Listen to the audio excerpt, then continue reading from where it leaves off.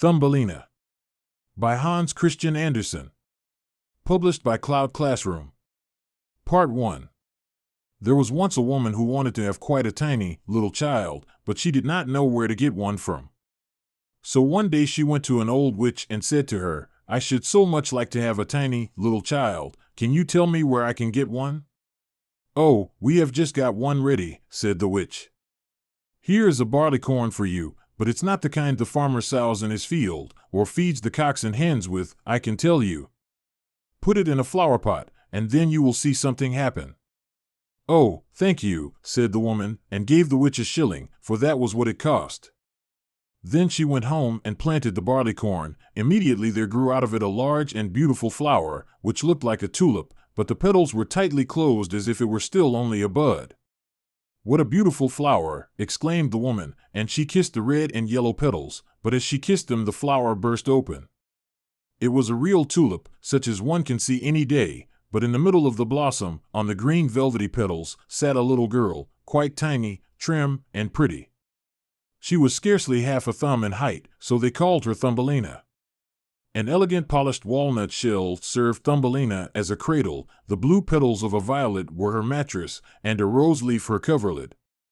There she lay at night, but in the daytime she used to play about on the table. Here the woman had put a bowl, surrounded by a ring of flowers, with their stalks in water, in the middle of which floated a great tulip petal, and on this Thumbelina sat, and sailed from one side of the bowl to the other, rowing herself with 2 white horsehairs for oars.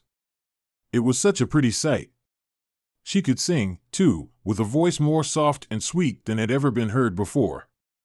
One night, when she was lying in her pretty little bed, an old toad crept in through a broken pane in the window. She was very ugly, clumsy, and clammy. She hopped onto the table where Thumbelina lay asleep under the red rose leaf.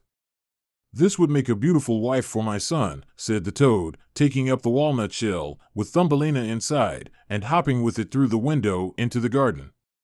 There flowed a great wide stream, with slippery and marshy banks. Here the toad lived with her son. Ugh! How ugly and clammy he was, just like his mother. "Croak, croak, croak," was all he could say when he saw the pretty little girl in the walnut shell. "Don't talk so loud, or you'll wake her," said the old toad. "She might escape us even now. She is as light as a feather. We will put her at once on a broad water lily leaf in the stream. That will be quite an island for her, she is so small and light. She can't run away from us there, whilst we are preparing the guest chamber under the marsh where she shall live." Outside in the brook grew many water lilies, with broad green leaves, which looked as if they were swimming about on the water. The leaf farthest away was the largest, and to this the old toad swam with Thumbelina in her walnut shell. The tiny Thumbelina woke up very early in the morning, and when she saw where she was she began to cry bitterly, for on every side of the great green leaf was water, and she could not get to the land. The old toad was down under the marsh, decorating her room with rushes and yellow marigold leaves, to make it very grand for her new daughter-in-law. Then she swam out with her ugly son to the leaf where Thumbelina lay. She wanted to fetch the pretty cradle to put it into her room before Thumbelina herself came there. The old toad bowed low in the water before her, and said, "Here is my son, you shall marry him, and live in great magnificence down under the marsh." "Croak, croak, croak," was all that the son could say. Then they took the neat little cradle and swam away with it, but Thumbelina sat alone on the great green leaf and wept, for she did not want to live with the clammy toad, or marry her ugly son. The little fishes swimming about under the water had seen the toad quite plainly, and heard what she had said, so they put up their heads to see the little girl.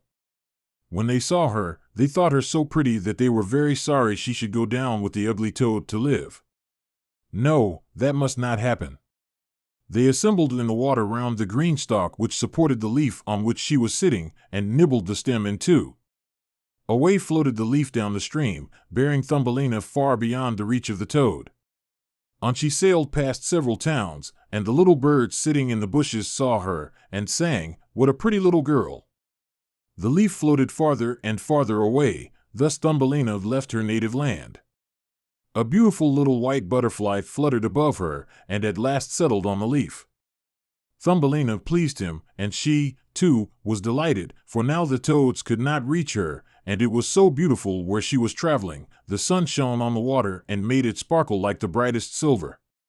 She took off her sash and tied one end round the butterfly. The other end she fastened to the leaf, so that now it glided along with her faster than ever. A great cockchafer came flying past. He caught sight of Thumbelina, and in a moment had put his arms round her slender waist, and had flown off with her to a tree. The green leaf floated away down the stream, and the butterfly with it, for he was fastened to the leaf and could not get loose from it. Oh, dear!